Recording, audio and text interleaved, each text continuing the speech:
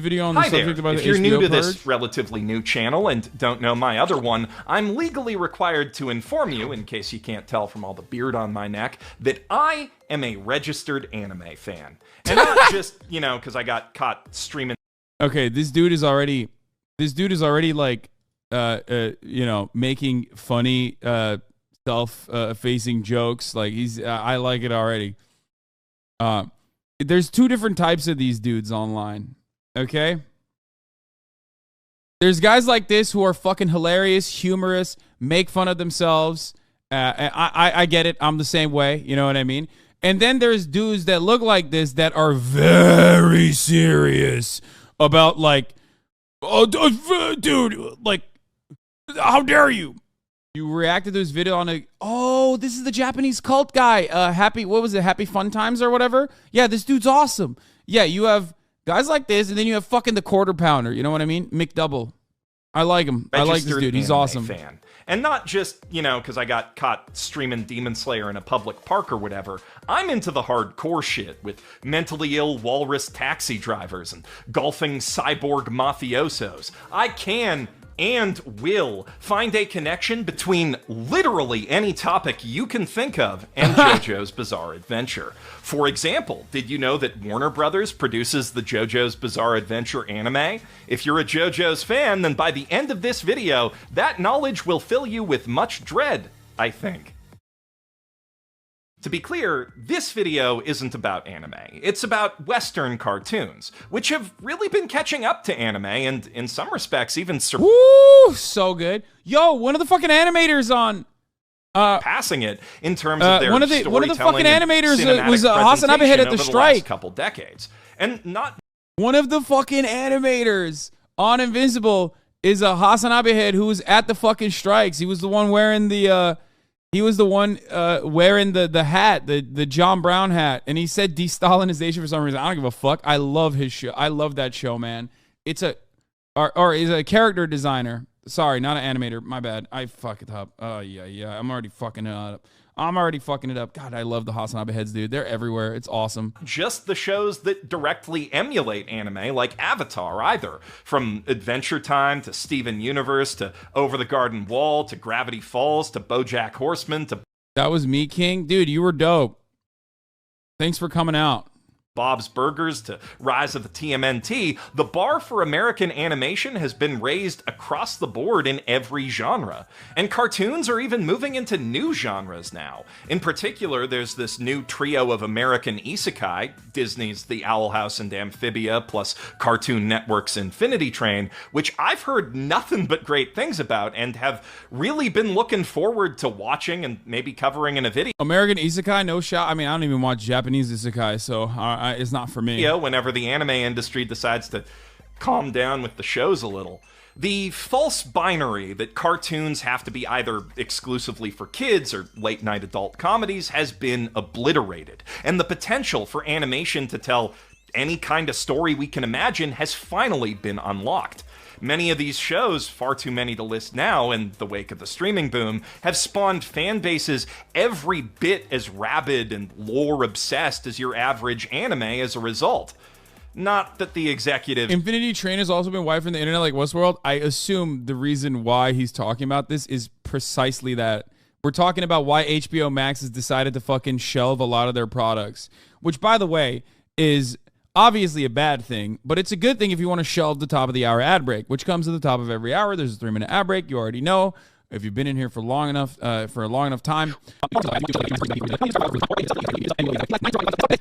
Here's the 3-minute ad break now. Who actually own these shows seem to have noticed the difference. Pretty much every unimpeachable all-time animated classic I just named has been shuffled around the broadcast schedule or threatened with cancellation at some point because it wasn't moving enough toys or whatever. And the few lucky enough to avoid that fate were either absolute ratings behemoths or short enough to be over before the meddling really began. Hazard MTG, thank you for the 10 in America, much like their Japanese counterparts, deal with constant disrespect and shamefully low pay from the men they make millions for.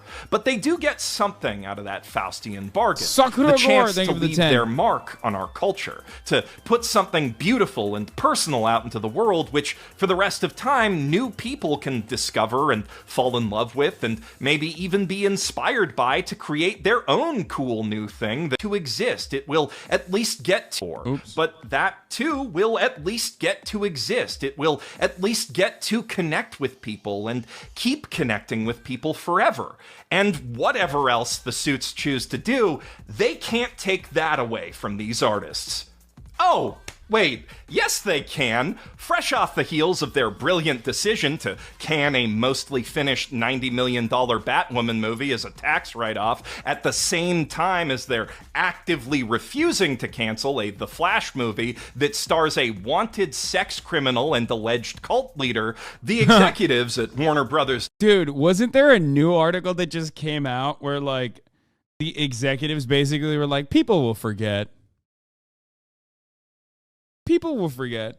It's wild to just be like, dude, you don't understand. We need Ezra. Okay? We need them. It don't even matter if they're literally like killing the production assistants like on set with their toenails. Okay? Doesn't matter. Are you going to boycott it? Man, I don't give a fuck. I'm not going to watch it anyway. But, like, what do you want me to say? Like, oh, yeah, I'm putting my foot down. I'm boycotting it. That kind of shit doesn't work, okay? You know what works? If it sucks. That's how it works. Hold on. I gotta grab my food that my mommy made. Discovery have made the executive decision to pull a whole fuckload of mostly animated shows off their streaming service, HBO Max. And not in the way you're probably used to with Netflix, where sometimes they lose the license to a show that you were watching and you have to go watch it elsewhere. No, these are all shows that Warner Bros. Owns the entire IP to, including Infinity Train, OKKO, Aquaman, King of Atlantis, hundreds of classic Sesame Street episodes, some of the most historically important American media of the last century, and even Elmo's new not-too-late night talk show.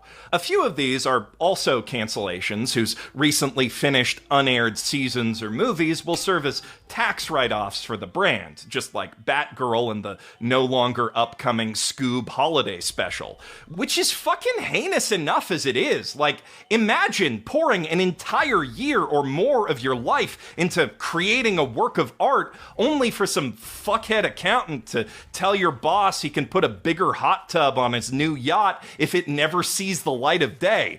Also, any resource distribution system that actively incentivizes not distributing a product that's already consumed the resources needed to make it is perhaps due for a serious reassessment, but I don't want to fixate on that because what happened to the shows that weren't canceled for tax purposes is, frankly, even sadder and more infuriating. So far as I can tell, and just to be clear, I'm not an expert, there doesn't seem to be any tax benefit to removing a piece of media that's already been released and had a chance to recoup some of its costs. So then we must ask, why?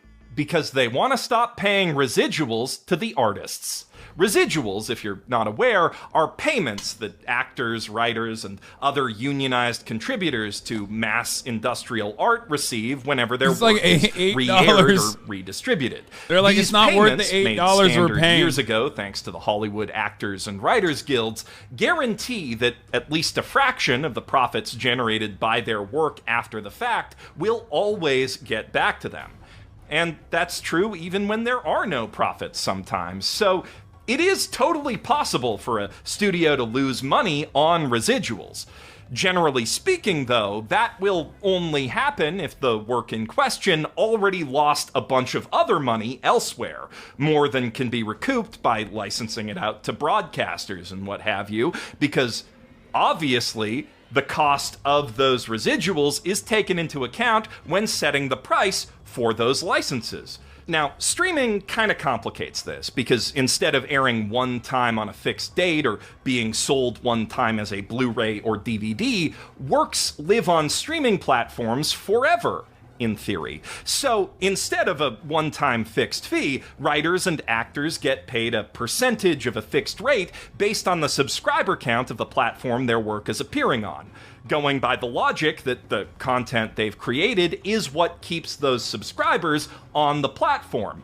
Which is objectively true. That's how streaming works. Some shows end up costing a platform more in licensing fees, production costs, and residuals than they make by directly attracting new subscribers with that show, but by presenting the subscribers drawn in by Squid Game or whatever with exclusive content that caters to a wide range of tastes, platforms can encourage users with those tastes to stick around after the big popular thing has fallen out of the public consciousness, eventually paying that money back and then some.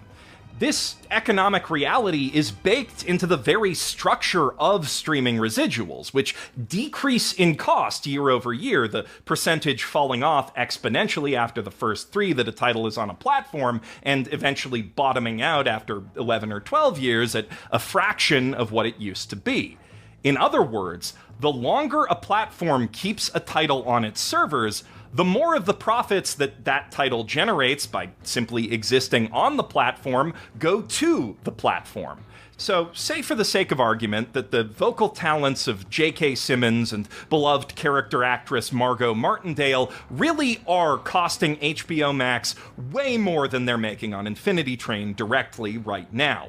Writer residuals are based on episode length, and each episode of Infinity Train is 11 minutes long, so it's definitely not that. Also, animation writing residuals get paid directly into animators' union healthcare plans instead of going to the animators, so perhaps it's just that Warner Bros. Discovery hates animators so much they want them all to get sick and die, but the actors costing too much seems a little more likely to me.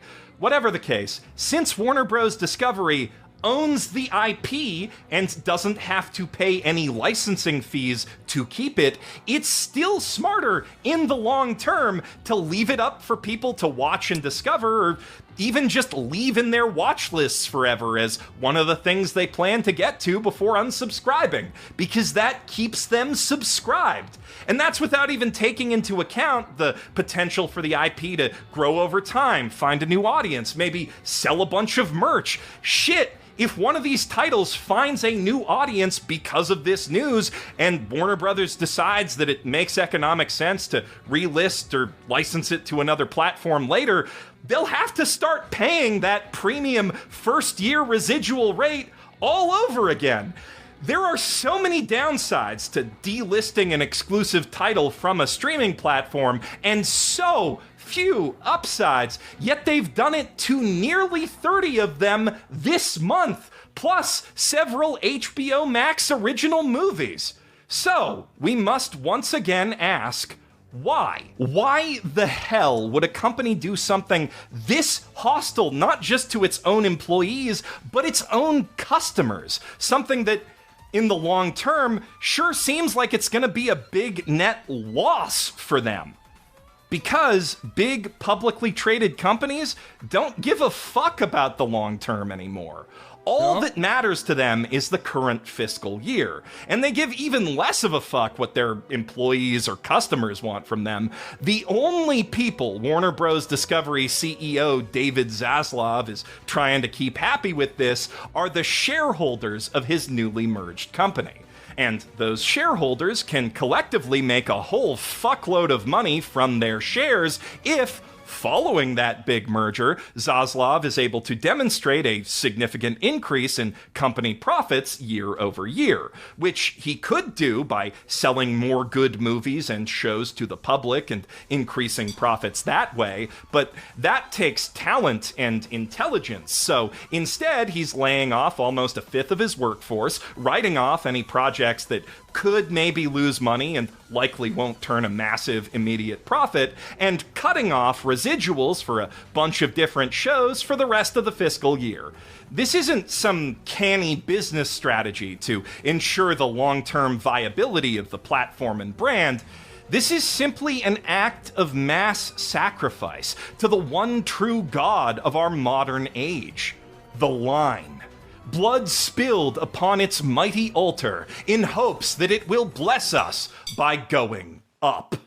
And it is a brutal sacrifice indeed. Not only are these titles being pulled from the only platform that will likely ever have the rights to stream them, leaving their creators despondent that their own children who they created the shows for won't be able to watch them, many of their soundtracks have been pulled from every music streaming platform, and all content related to them has been...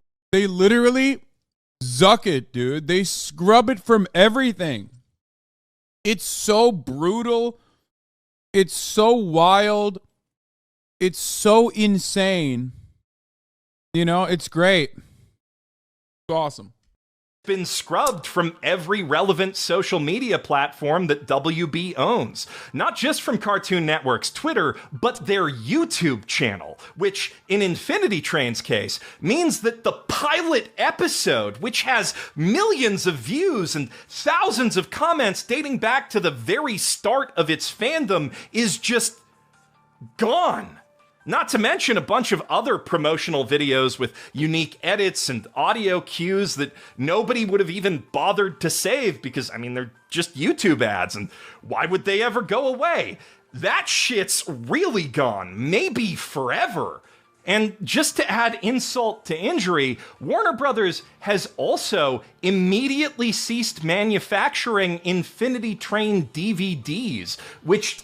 the residuals from those come out of the MSRP, so there's no way to lose money as long as they're selling.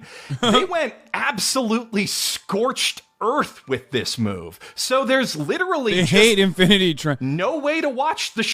Dude, it seems like they just fucking hate this show, bro. What the fuck? They were like, we have to we have to deny its existence. They Maybe this is what the HasanAbi was saying when he said de-Stalinization. They de-Stalinized Infinity Train. I don't know anything about the show itself. And quite frankly, I don't care. But again, a lot of these things I have opinions on are opinions based around principles. They're not necessarily a qualitative assessment over whether I individually consume the show, whether I personally like the show or not. It's more so about why these actions are being taken by executives, what kind of say the laborers have in the product itself, and like whether it's a smart decision or not, or whether it's a harmful decision or not. Anymore besides piracy. Dude, please, please, please, please, please, please, please, please, please stop. Please. Please. Please. I'm not going to like stop everything and then look at Giguk's anime reaction, okay? I just stop. Please. Love Giguk. Not going to do that right now. The reason why we're watching this is not because we love Infinity Train. It's because it perfectly captures a show that was just like completely wiped off the fucking face of the earth.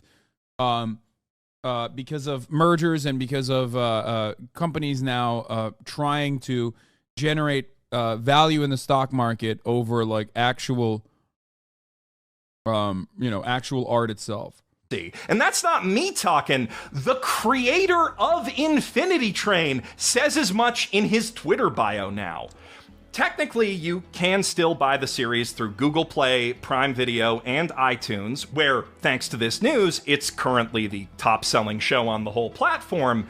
But there's no telling when or if it will be delisted there too, or how long it will remain downloadable for people who've bought it if it is delisted. In many ways, the streaming industry has been great for anime, animation, and art in general. My God, what's that music? Media is more widely accessible today than at any point in human history. But there's no guarantee it will stay that way.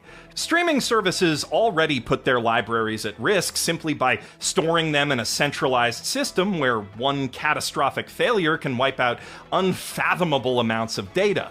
But on top of that, the dictates of for-profit business do very little to incentivize proper media preservation, and in some cases, like this one, actively disincentivize it. We face a very real risk of a lot of great new art just being lost to time forever, sooner than a lot of us realize. And I've come to realize that one of the only forces really standing against that terrible future is peer-to-peer file sharing. A system where, as long as one person on a network has a file, everyone has access to it. Now, it's not a perfect system either, mind you, but at least it's decentralized with lots of redundancies and a very simple incentive to keep these things accessible. Anyone who loves a work of art will download and seed it. Simple as that. That realization, more than anything, is, I think, what's driven me away from my old, hardline anti-piracy stance. I once made an This man was anti-piracy? Argument many years ago that we all live and we learn and we grow.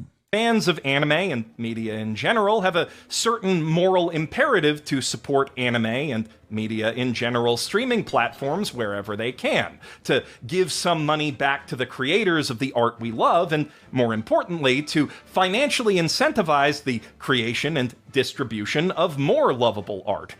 There was a lot wrong with that argument, and a lot more wrong with the whole video that surrounded it. Please check out our podcast episode, Times Jeff Was Wrong, if you want to hear me go over some more of those issues in more detail and apologize for being so wrong. But I still stand by that core sentiment.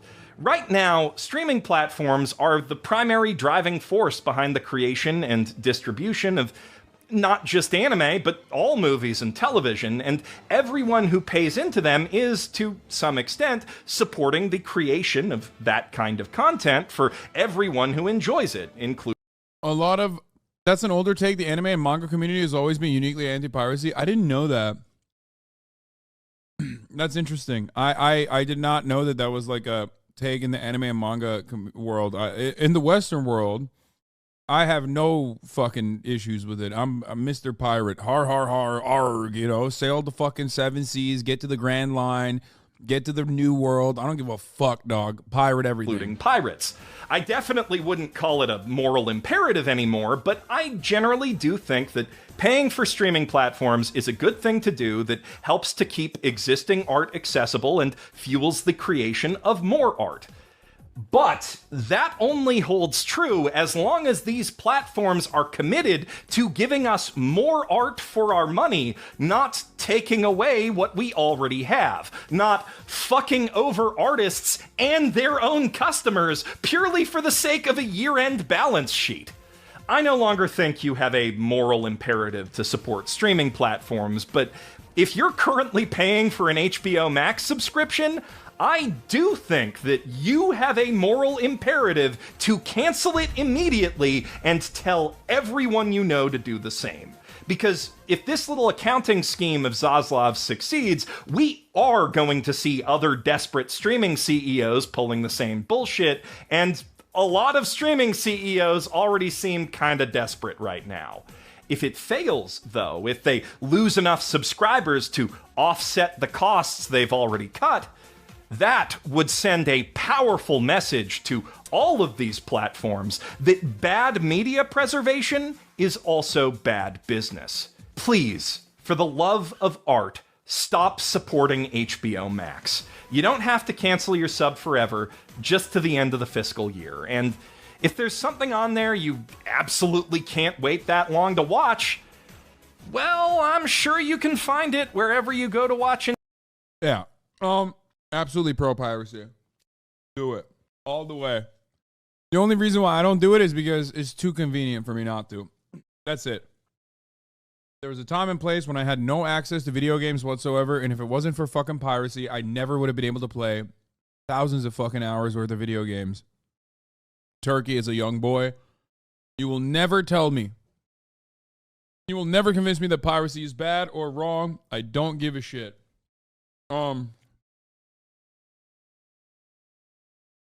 Yeah, I've never even had, like, it was never even a forethought. It was never, even an afterthought for me. I have been pirating shit for so many years that I've never even thought about it being a bad thing.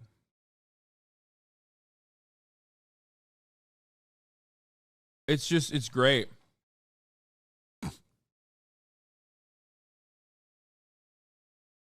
Now, the thing is, people will be like, well, what about my friend who's an indie developer? Like, obviously, there are boundaries to that, right? And you make it up as you go along, for the most part. But ultimately, like, if you don't have access to something because it's like paywalled, you know what I mean? No matter what it is, like if you're too poor, then yeah, I don't give a shit.